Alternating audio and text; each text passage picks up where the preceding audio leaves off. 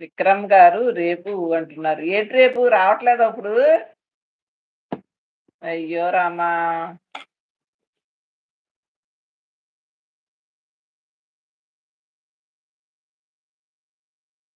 రేపు అని పెట్టారేటో మరి. కనిపించరు. ఫోటోవే పంపించలేదబ్బా! ఎందుకు కనిపిస్తారు? నాకు తెలుసు. ఇప్పుడు టైం ఎంత అయింది? 10:15 అయిపోయిందా? ఓకే. రేపొస్తారా? చూద్దాం. చూద్దాం. హేమలత నవ్వుతుంది. హేమలత నువ్వు రా నీకు పంపిస్తా లింకు. రేపు కనిపిస్తుంది అంట శ్రావణి. అనుకున్నా. రాదని అనుకున్నా నేను. హలో శ్రావణి. హలో పద్మ గారు బాగున్నారా? బాను హాయ్ అంటుంది. సిగ్గుపడుతుందమ్మా. నేనే కదా ఎవరు లేరు కూడా మన లైవ్‌లో. దా ప్లీజ్ రా తల్లి శ్రావణి.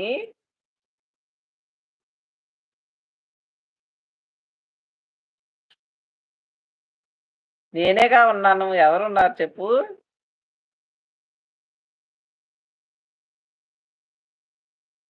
అగో నాకు చెయ్యి నొప్పెట్టింది అడగవా? సరేలే, సరేలే. అమ్మా! పోన్లేమ్మా. అందరికీ ఇష్టం ఉండదు కదా రావాలంటే. బలవంత పెట్టను.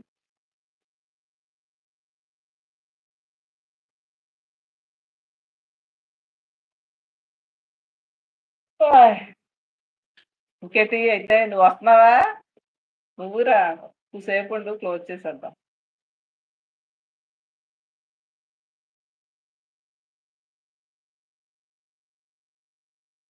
హేమలత కూడా పంపిస్తా రావాల్సిందే తెలుసా?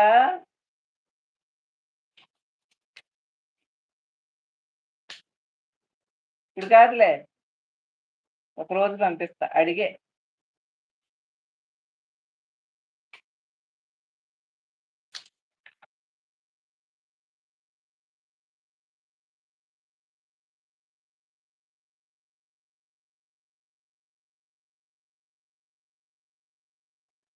రేపు గ్రూప్ కాల్ పెట్టండి. అది నాకు రాదమ్మా. అది ఎలాగా మరి? నాకు రాదది.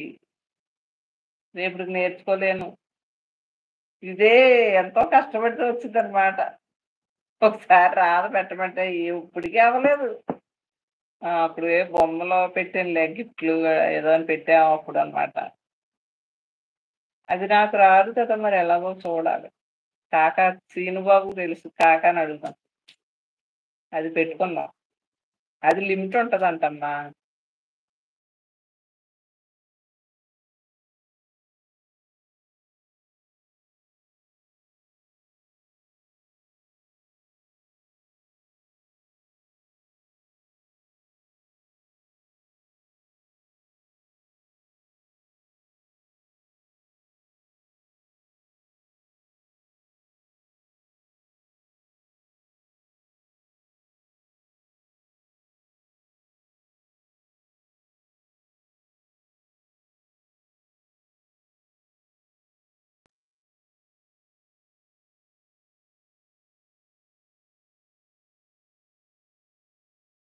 ములక్కాళ్ళ పచ్చిరేని పులుసు పెట్టామన్నాం కదా అదే.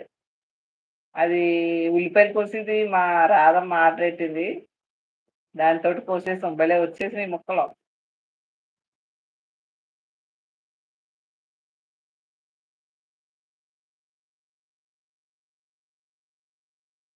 అమ్మ మీరు ఎక్కడ ఉంటారు? అమ్మమ్మ అది ఈస్ట్ గోదావరి.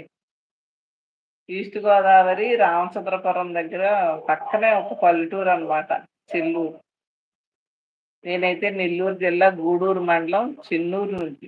చెన్నూరు మీది మా చెల్లూరు సరిపోయింది. నా కామెంట్ అంటుంది కామేశ్వరి చదివేనరా. వేయి నామాల వాడ వెంకటేశుడా. ఏంటిది? పాట కాదు సాహిత్యం. వేయి నామాల సాహిత్యం. వెంకటేశ శ్రీనివాస శేషశైలవాస మాధవ కేశవ మధుసూదన. వేయి నామాల వాడ సాహిత్యం. వెంకటేశ, శ్రీనివాస, శ్రీ